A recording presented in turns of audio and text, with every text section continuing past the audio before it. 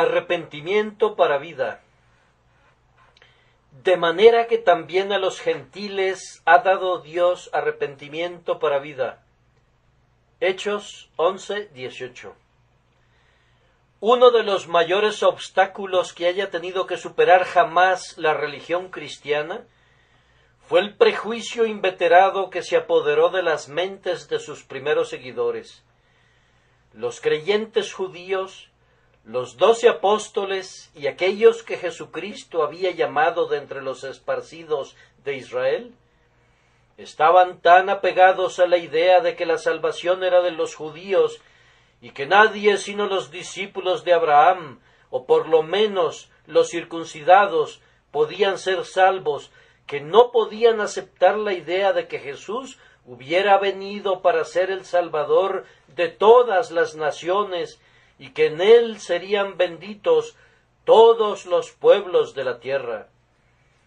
Con mucha dificultad podían aceptar esa suposición.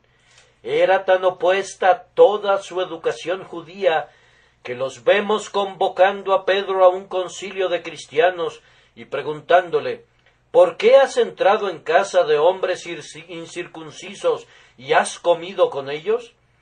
Y Pedro no pudo exonerarse a sí mismo hasta no haber referido plenamente el asunto y haber declarado que Dios se le apareció en una visión, diciéndole: lo que Dios limpió, no lo llames tú común, y que el Señor le ordenó predicar el Evangelio a Cornelio y a su casa, ya que eran creyentes.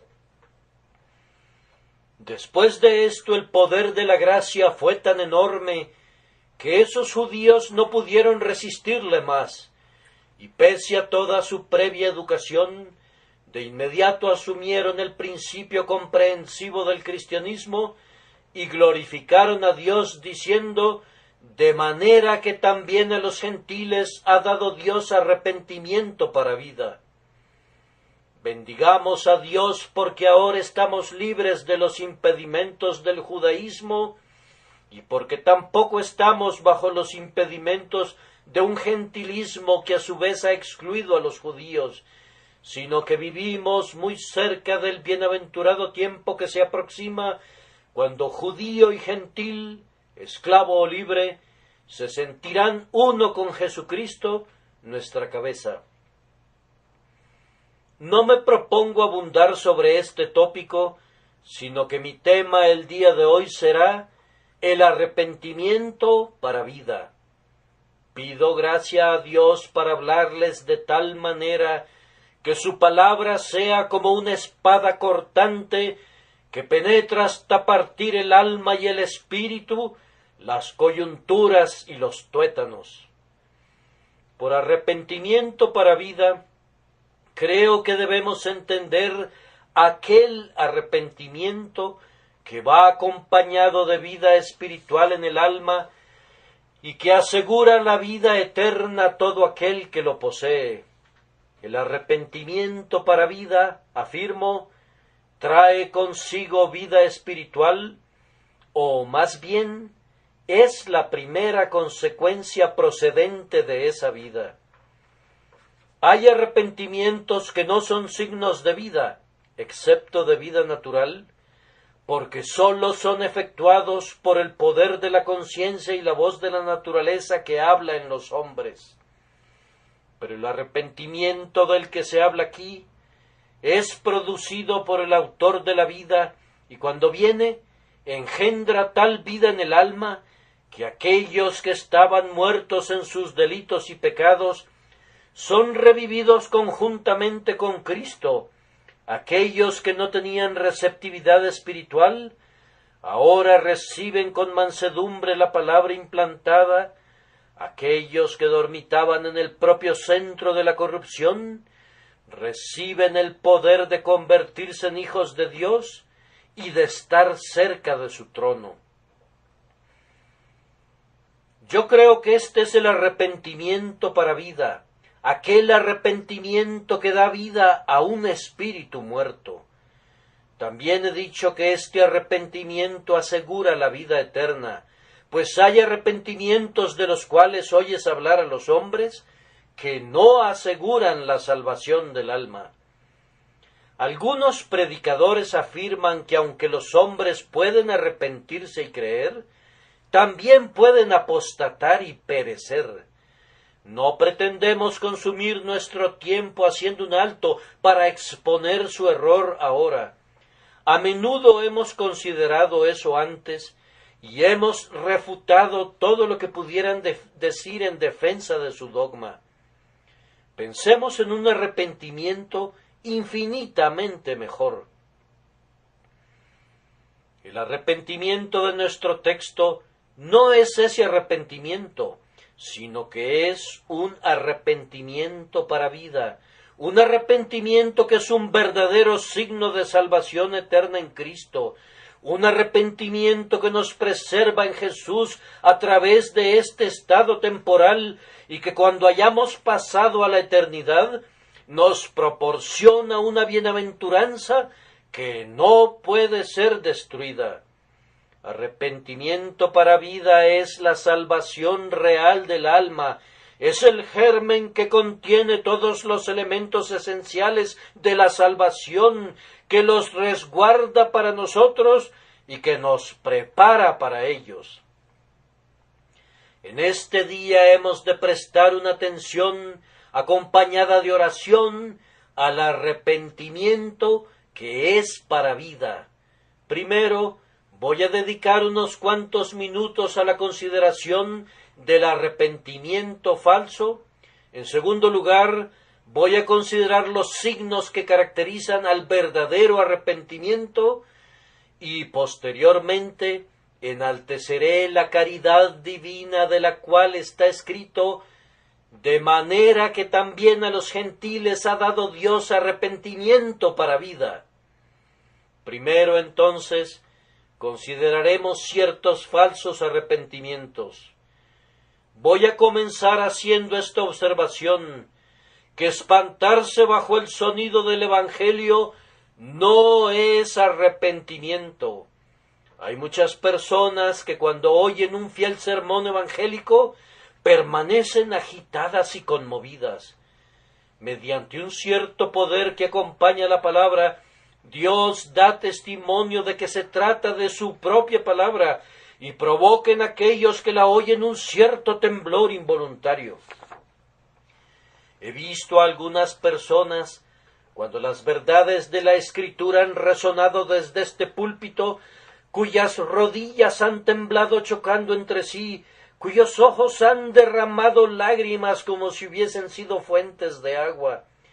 He sido testigo de la profunda depresión de su espíritu, cuando, según me han dicho algunos de ellos, fueron sacudidos hasta el punto de no saber cómo soportar el sonido de la voz, pues era semejante a la terrible trompeta del Sinaí, tronando únicamente su destrucción. Queridos oyentes, ustedes podrían estar sumamente turbados bajo la predicación del Evangelio y, sin embargo, podrían no tener ese arrepentimiento para vida. Ustedes podrían saber lo que es estar muy seria y profundamente afectados cuando asisten a la casa de Dios y, sin embargo, podrían ser pecadores endurecidos.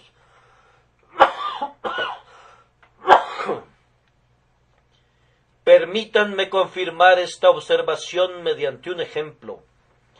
Pablo compareció ante Félix con sus manos encadenadas y cuando disertaba acerca de la justicia, del dominio propio y del juicio venidero, está escrito que Félix se espantó y, sin embargo, por buscar dilaciones, Félix se encuentra en la perdición en medio del resto de personas que han dicho: prosigue tu camino por esta vez, cuando encuentre un tiempo adecuado te buscaré.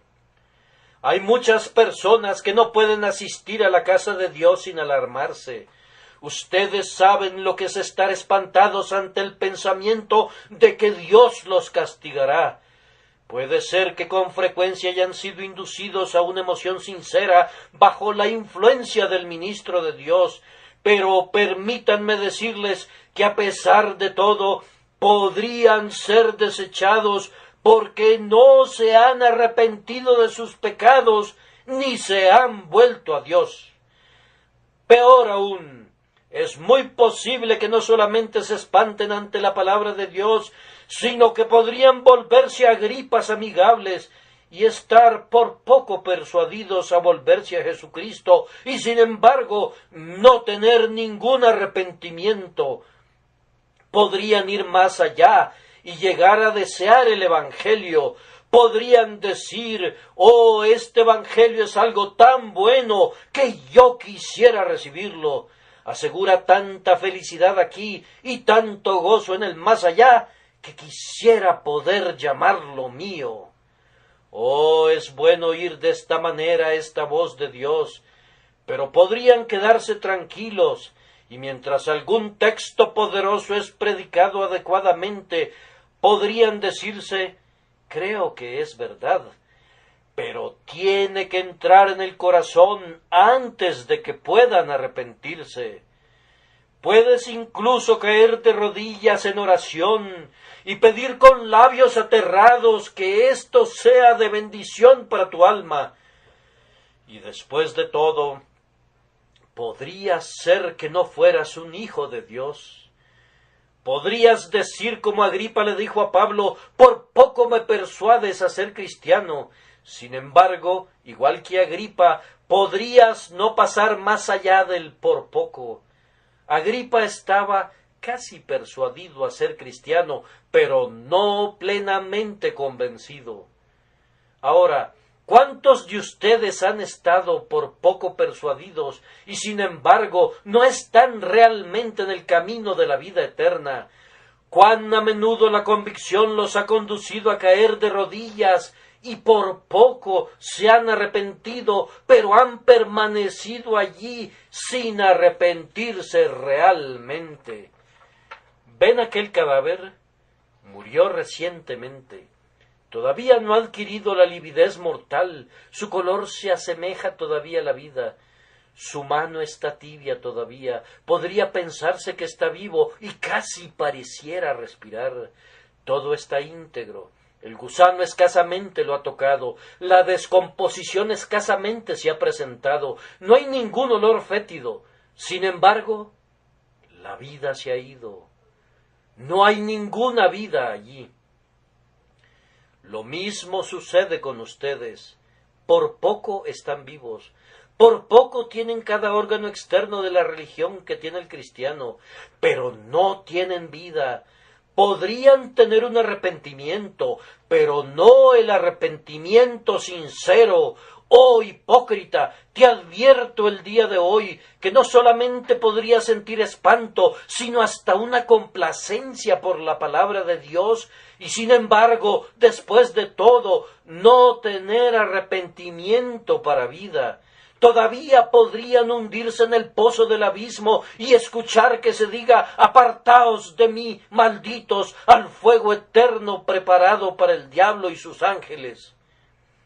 Pero, además, es todavía posible que los hombres progresen inclusive más allá de esto y que positivamente se humillen bajo la mano de Dios, pero que sean completos extraños al arrepentimiento.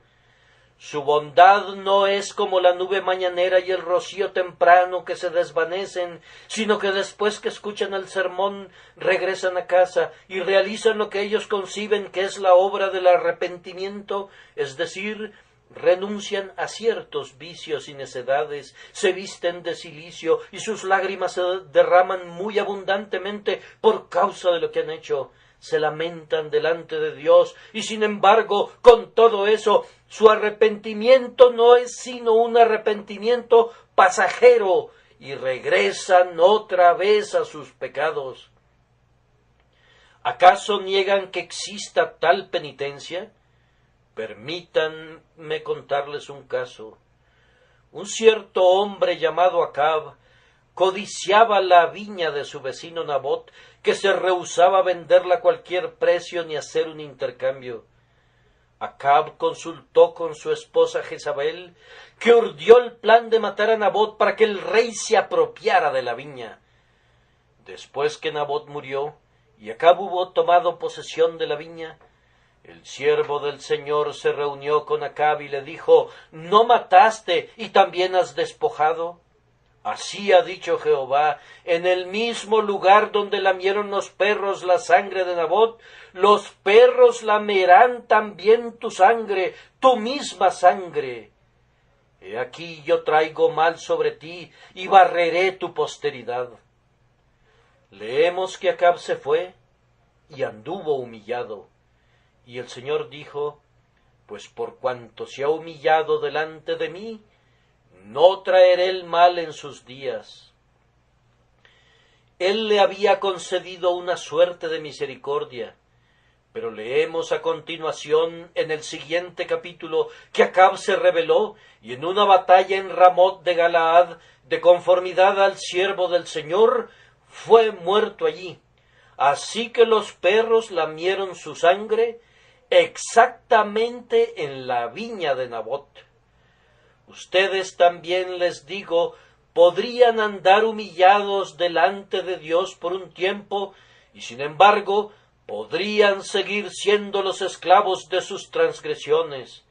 Ustedes tienen miedo de la condenación, pero no tienen miedo de pecar. Tienen miedo del infierno, pero no le temen a sus iniquidades. Tienen miedo de ser arrojados al pozo, pero no temen endurecer sus corazones contra sus mandamientos. ¿No es verdad, oh pecador, que le tienes pavor al infierno? No es el estado de tu alma el que te turba, sino el infierno. Si el infierno fuera extinguido, tu arrepentimiento se extinguiría. Si los terrores que te esperan fuesen eliminados, pecarías más pérfidamente que antes, y tu alma se endurecería y se rebelaría contra su soberano. No se engañen, hermanos míos, en este punto. Examínense para comprobar si andan en fe. Pregúntense si tienen el arrepentimiento para vida, pues podrían andar humillados por un tiempo y sin embargo no arrepentirse nunca delante de Dios. Muchos avanzan más allá de esto y sin embargo están destituidos de la gracia. ¿Podría ser posible que confieses tus pecados sin arrepentirte? ¿Podrías acercarte a Dios y decirle que eres un miserable? ¿Podrías enumerar una larga lista de tus transgresiones y de los pecados que has cometido sin un sentido de la horripilación de tu culpa, sin una sola chispa de odio real a tus acciones? Podrías confesar y reconocer tus transgresiones y sin embargo no sentir un aborrecimiento del pecado, y si no resistes al pecado en la fortaleza de Dios, si no lo abandonas, este supuesto arrepentimiento no sería sino el color dorado que luce la pintura decorativa.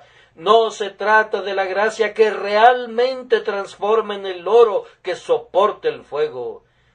Digo que podrían llegar a confesar sus faltas y sin embargo no tener arrepentimiento. Además, y entonces habré tocado el más lejano pensamiento que he de dar sobre este punto, podrían hacer alguna obra digna del arrepentimiento y sin embargo ser impenitentes. Déjenme darles una prueba de esto en un hecho autenticado por la inspiración. Judas traicionó a su Señor, y después de haberlo hecho, un sobrecogedor sentido del enorme mal que había cometido se apoderó de él. Su culpa enterró toda esperanza de arrepentimiento, y en el abatimiento de la desesperación, mas no en el dolor de la verdadera compunción, confesó su pecado a los sumos sacerdotes, clamando: «Yo he pecado entregando sangre inocente». Ellos le dijeron: «¿Qué nos importa a nosotros? Allá tú». Entonces arrojó las piezas de plata en el templo para mostrar que no podía soportar cargar con el precio de la culpa, y las dejó allí. ¿Salió y fue salvo? No, salió y fue y se ahorcó. Y aun entonces la venganza de Dios le siguió, pues cuando se colgó, cayó desde la altura donde estaba suspendido y quedó destrozado. Se perdió y su alma pereció. Pueden ver lo que este hombre hizo. Él pecó, confesó su error y devolvió el oro. Sin embargo, después de eso, fue un réprobo. ¿Acaso no nos pone a temblar esto? Pueden ver cuán posible es ser tan aproximadamente el remedio de un cristiano que la propia sabiduría, si solamente fuera mortal, sería engañada. Ahora, habiéndoles advertido así que hay muchas falsas clases de arrepentimiento, tengo el propósito de ocupar un corto tiempo haciendo algunas observaciones sobre el verdadero arrepentimiento y los signos mediante los cuales podremos discernir si contamos con ese arrepentimiento que es para vida. Antes que nada, permítanme corregir uno o dos errores que aquellos que están viniendo a Jesucristo cometen con frecuencia. Uno es que creen a menudo que deberían experimentar profundas, horribles y pavorosas manifestaciones de los terrores de la ley y del infierno antes de que se pueda decir que se arrepintieron. ¿Con cuántas personas he conversado que me han dicho lo que solamente puedo traducirles en español a ustedes en esta mañana? Más o menos de esta manera: no me arrepiento lo suficiente, no me siento lo suficientemente pecador, no he sido un transgresor tan indisculpable y perverso como muchos otros. Yo casi quisiera haberlo sido, no porque ame al pecado, sino debido a que entonces tendría convicciones más profundas de mi culpa y me sentiría más seguro de haber venido verdaderamente a Jesucristo. Ahora, sería un grave error imaginar que estos pensamientos terribles y horribles de un juicio venidero tengan algo que ver con la validez del arrepentimiento. Con frecuencia no son el don de Dios para nada, sino las insinuaciones del diablo. E incluso allí donde la ley obra y produce estos pensamientos, no deberían considerarlos como constituyentes de una parte y una porción del arrepentimiento. No entran en la esencia del arrepentimiento. El arrepentimiento es un odio al pecado. Consiste en apartarse del pecado y en una determinación en la fuerza de Dios de abandonarlo. Es posible que un hombre se arrepienta sin un horripilante despliegue de los terrores de la ley. Podría arrepentirse sin haber oído los sonidos de la trompeta del Sinaí, sin haber escuchado algo más que un distante rumor de su trueno. Un hombre puede arrepentirse enteramente por medio de la voz de la misericordia. Dios abre algunos corazones a la fe, como en el caso de Lidia. A otros acomete con el martillo grueso de la ira venidera. A algunos abre con la ganzúa de la gracia y a otros con la palanca de hierro de la ley. Puede haber muchas formas de llegar allí, pero la pregunta es: ¿has llegado allí? ¿Te encuentras allí? ¿Sucede con frecuencia que el Señor no está en la tempestad ni en el terremoto, sino en el silbo apacible y delicado? Hay otro error que muchas pobres personas cometen cuando están pensando en la salvación, y es que no se pueden arrepentir lo suficiente. Se imaginan que si se arrepintiesen hasta un cierto grado, serían salvos. Oh Señor, dirán algunos de ustedes, no tengo suficiente contrición. Amados, permítanme decirles que no hay ningún grado eminente de arrepentimiento que sea necesario para la salvación. Ustedes saben que hay grados de fe, y sin embargo, la mínima fe salva. También hay grados de arrepentimiento, y el mínimo arrepentimiento, si es sincero, salvará al alma. La Biblia dice, el que creyere será salvo. Y cuando dice eso, incluye el grado más pequeño de fe. También cuando dice, arrepentíos y convertíos para que sean borrados vuestros pecados, incluye al hombre que tiene el grado más bajo de arrepentimiento real. El arrepentimiento, además, no es nunca perfecto en ningún hombre en este estado mortal. Nunca alcanzaremos la fe perfecta que esté enteramente libre de dudas, y nunca alcanzaremos el arrepentimiento que sea libre de alguna dureza de corazón. El más sincero penitente que conozcan se sentirá parcialmente impenitente. El arrepentimiento es también un acto continuo durante la vida entera. Crecerá continuamente. Yo creo que un cristiano en su lecho de muerte se arrepentirá más amargamente de lo que lo hizo jamás. Arrepentirse es algo que ha de hacerse durante toda la vida. Pecar y arrepentirse, resume la vida de un cristiano. Arrepentirse y creer en Jesús,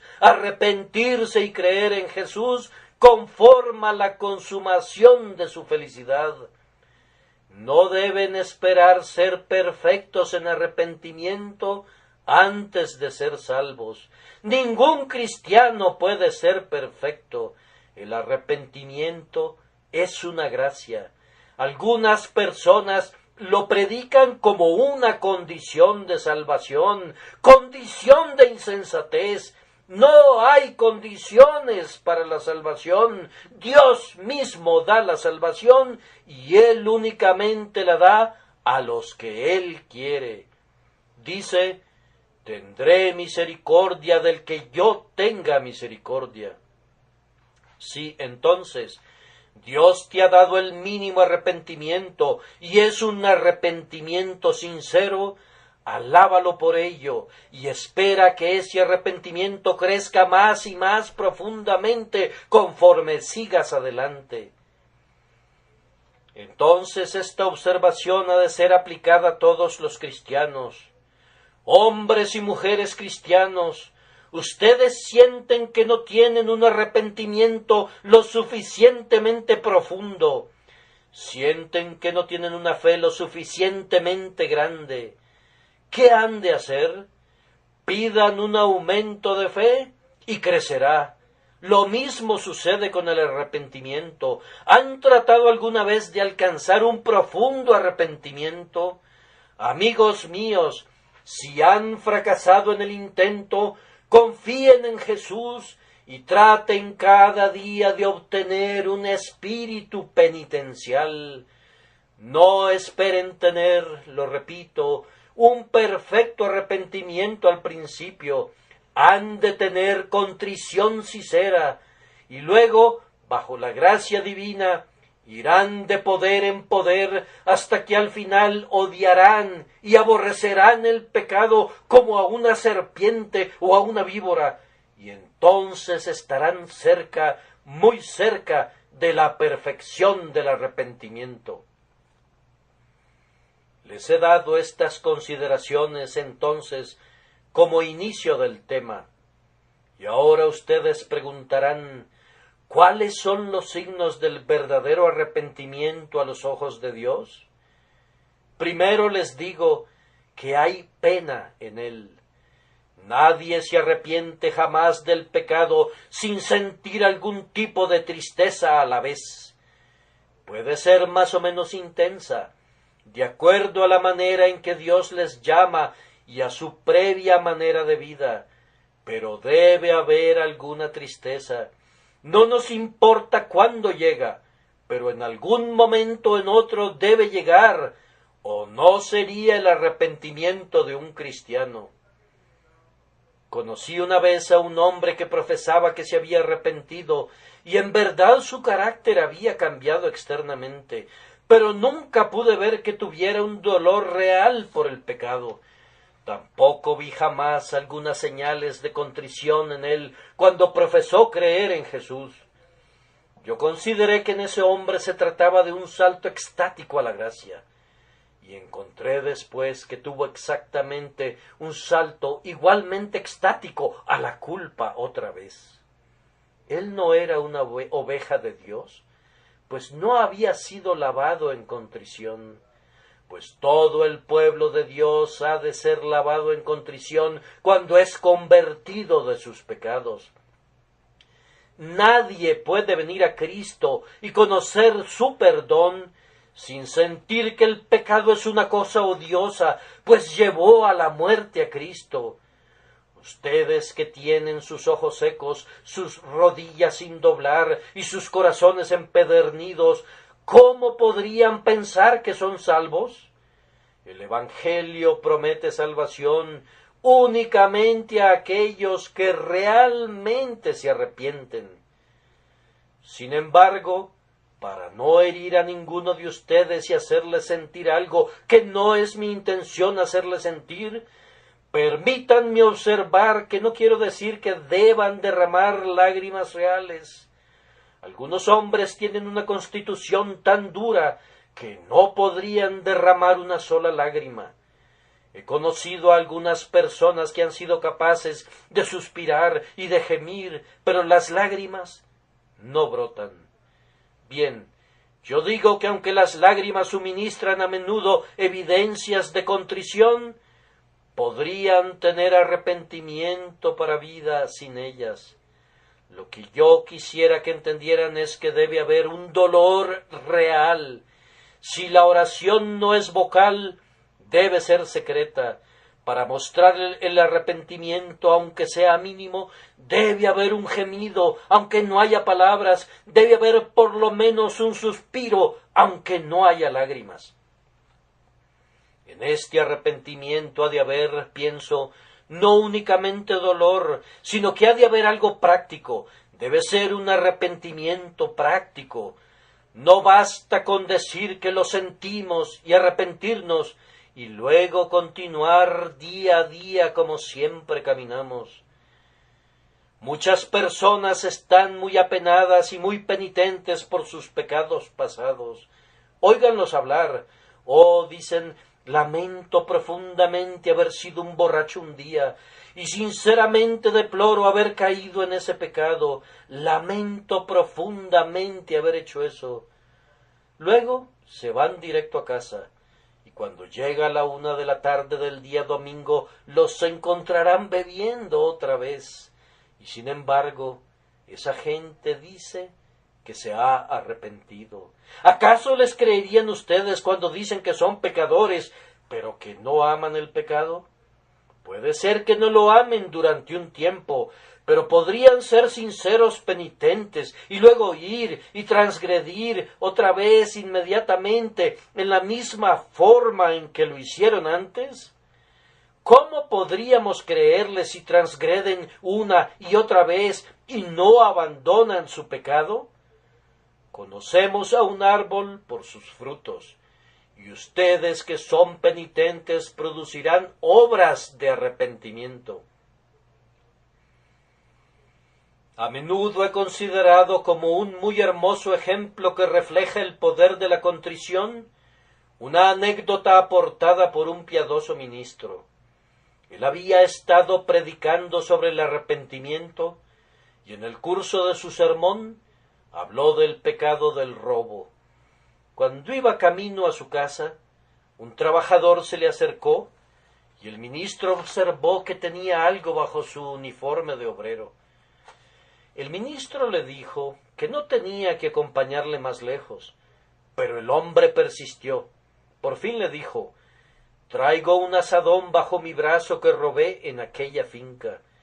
Lo escuché predicar acerca del pecado de robo y debo ir y ponerlo en su lugar otra vez». Eso fue un sincero arrepentimiento, pues lo motivó a regresar y devolver el artículo robado.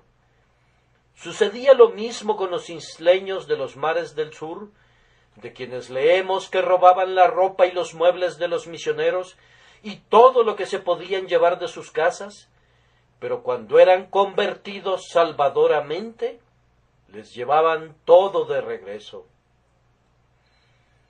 Pero muchos de ustedes dicen que se arrepienten y sin embargo no producen fruto. Eso no sirve para nada. La gente se arrepiente sinceramente, dicen, de haber cometido un robo o de haber mantenido una casa de juegos, pero se cuidan de que todas las ganancias sean empleadas en el mejor bienestar de su corazón. El verdadero arrepentimiento producirá obras dignas de arrepentimiento. Será un arrepentimiento práctico. Pero vamos más lejos. Ustedes pueden saber si su arrepentimiento es práctico mediante esta prueba. ¿Tiene alguna duración o no? Muchos de sus arrepentimientos se asemejan al rubor ético de la persona tísica, que no es ninguna señal de salud. Muchas veces he visto a algún joven en un trance de piedad recién adquirida, pero poco firme, y él ha creído que ha estado a punto de arrepentirse de sus pecados.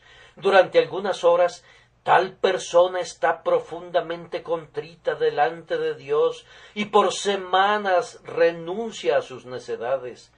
Asiste a la casa de oración y conversa a la manera de un hijo de Dios, pero regresa a sus pecados como el perro vuelve a su vómito.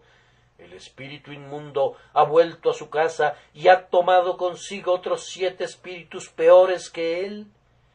Y el postrer estado de aquel hombre viene a ser peor que el primero. ¿Cuánto tiempo ha durado tu contrición? ¿Duró algunos meses? ¿O te sobrevino y se alejó súbitamente? Tú dijiste, me uniré a la iglesia, haré esto, aquello y lo otro por amor a Dios. ¿Son tus obras duraderas? ¿Crees que tu arrepentimiento dure 6 meses? ¿Continuará por 12 meses? ¿Durará hasta que estés envuelto en tu mortaja? Pero además he de hacerles una pregunta más. ¿Ustedes creen que se arrepentirían de sus pecados si no hubiese un castigo delante de ustedes? ¿O se arrepienten porque saben que serán castigados para siempre si permanecieran en sus pecados?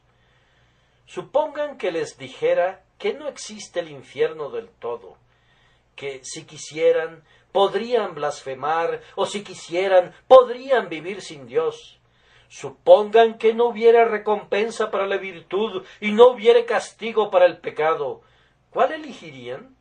¿Podrían decir con toda honestidad esta mañana, creo que por la gracia de Dios sé que elegiría la justicia aunque no hubiera recompensa para ella, aunque no se ganase nada por medio de la justicia y no se perdiera nada por el pecado? Todo pecador odia su pecado cuando se acerca a la boca del infierno. Todo asesino odia su crimen cuando se aproxima al patíbulo. Nunca he visto que un niño odie tanto su falta como cuando va a ser castigado por ella.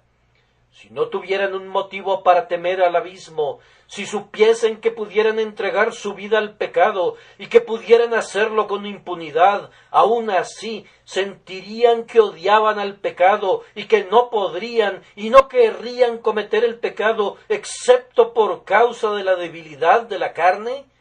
¿Todavía desearían la santidad? ¿Todavía desearían vivir como Cristo? Si así fuera, si pudieran decir eso sinceramente, si de esta manera se volvieran a Dios y odiaran su pecado con un odio eterno, no tienen que temer, pues tienen un arrepentimiento que es para vida. Ahora viene el tercer encabezado y el último, y es la bendita beneficencia de Dios en conceder a los hombres arrepentimiento para vida. El arrepentimiento, mis queridos amigos, es el don de Dios. Es uno de esos favores espirituales que aseguran la vida eterna. Es una maravilla de la gracia divina que no solamente provea el camino de salvación, que no solamente invite a los hombres a recibir la gracia, sino que positivamente haga que los hombres estén dispuestos a ser salvos. Dios castigó a su Hijo Jesucristo por nuestros pecados y por ello proveyó la salvación para todos sus hijos perdidos. Envía a su ministro. El ministro pide a los hombres que se arrepientan y crean y se esfuerza por llevarlos a Dios. Ellos no quieren escuchar el llamado y desprecian al ministro. Pero entonces otro mensajero es enviado, un embajador celestial que no puede fallar. Emplaza a los hombres a que se arrepientan y se vuelvan a Dios. Sus pensamientos están un poco descarriados, pero después que Él, el Espíritu Divino, argumenta con ellos, olvidan el tipo de personas que eran y se arrepienten y se vuelven. Ahora, ¿qué haríamos nosotros si hubiésemos sido tratados como lo fue Dios? Si hubiésemos preparado una cena o una fiesta y hubiéramos enviado mensajeros para invitar a los convidados a venir, ¿qué haríamos? ¿Ustedes creen que nos tomaríamos el trabajo de ir por todos lados, visitándolos a todos y de hacer que vinieran? Y cuando se hubieran sentado y dijeran que no pueden comer, ¿acaso abriríamos sus bocas? Si todavía declararan que no pueden comer, ¿los haríamos comer? Ah, amados, estoy inclinado a pensar que no harían eso. Si hubieran firmado las invitaciones y los invitados no vinieran a su fiesta, ¿acaso no dirían no habrá fiesta? Pero ¿qué hace Dios? Él dice, ahora haré una fiesta e invitaré a la gente, y si no vinieren, mis ministros saldrán y los traerán personalmente. Diré a mis siervos, vayan por los caminos y por los vallados y fuércenlos a entrar para que puedan participar de la fiesta que he preparado. ¿Acaso no es un acto estupendo de la misericordia divina que efectivamente los vuelva dispuestos? No lo hace por medio de la fuerza, sino que usa una dulce persuasión espiritual. Primero están renuentes al máximo a ser salvados. Pero, dice Dios, eso no es nada. Yo tengo el poder de hacerlos volverse a mí, y lo haré. El Espíritu Santo hace penetrar entonces la palabra de Dios en las conciencias de sus hijos de una manera tan bendita que no pueden rehusarse más a amar a Jesús. Les pido que observen que no lo hace por medio de alguna fuerza en contra de su voluntad, sino mediante una dulce influencia espiritual que cambia la voluntad. Él coloca no únicamente un festín de cosas buenas delante de los hombres, sino que los induce a venir y participar de ellas, y los constriñe a continuar festejando mientras los lleva a la mansión permanente y eterna, y al llevarlos arriba le dice a cada uno, con amor eterno te he amado, por tanto te prolongué mi misericordia. Ahora, ¿me amas tú a mí? Oh Señor, claman, tu gracia al traernos aquí demuestra que nos amas, pues nosotros estábamos renuentes a venir. Tú dijiste irán, y nosotros dijimos que no iríamos, pero tú nos hiciste ir. Y ahora, Señor, te bendecimos y te amamos por esa fuerza. Fue un apremio divino. Yo era un cautivo que forcejeaba, pero fui conducido a estar dispuesto. Oh, gracia soberana, somete mi corazón. Quiero ser conducido en triunfo también, un cautivo dispuesto para mi Señor, para cantar los honores de su palabra. Bien, ahora, ¿qué dicen ustedes? Algunos dirán, Señor, he estado tratando de arrepentirme durante largo tiempo, En penas y aflicciones he estado orando y tratando de creer y haciendo todo lo que pueda. Les diré algo, lo intentarán por tiempo indefinido antes de ser capaces de hacerlo. Esa no es la forma de alcanzarlo. Oí la historia de dos caballeros que iban de viaje. Uno de ellos le dijo al otro: «No sé cómo haces, pero da la impresión que tú recuerdas siempre a tu esposa y tu familia y todo lo que están haciendo en casa, y da la impresión que tú conectas todas las cosas que te rodean con ellos. Pero yo trato de recordar a mi familia constantemente y, sin embargo, nunca logro hacerlo». «No», respondió el otro, «esa es precisamente la razón por qué no puedes, porque lo intentas. Si pudieras conectarlos con cada pequeña circunstancia que encontramos, fácilmente los recordarías. En tal y tal momento pienso, ahora se están levantando, y en tal y tal momento, ahora están en oración, y en tal y tal hora, ahora están desayunando. De esta manera, los tengo siempre delante de mí». Creo que lo mismo sucede con relación al arrepentimiento. Si un hombre dijera «quiero creer» y tratara, mediante algún medio mecánico, de inducirse al arrepentimiento, sería un absurdo y nunca lo lograría. Pero la manera en que puede arrepentirse es, por la gracia de Dios, creyendo y pensando en Jesús. Si viera el costado sangrante, la corona de espinas, las lágrimas de angustia, si tuviera una visión de todo lo que Cristo sufrió, no tengo temor de afirmar que se volvería a Él en arrepentimiento.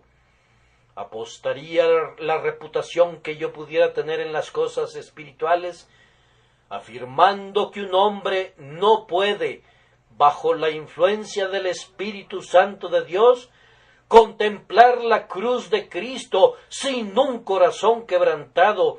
Si no fuera así, mi corazón sería diferente del de todos los demás.